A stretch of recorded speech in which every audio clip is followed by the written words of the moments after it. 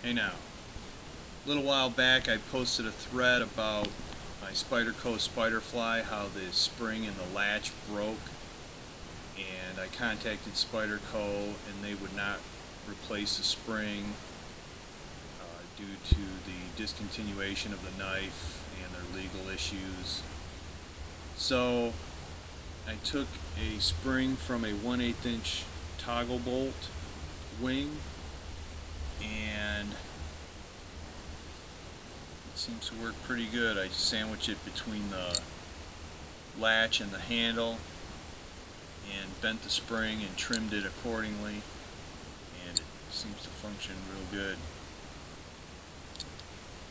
Compare it to a factory spring.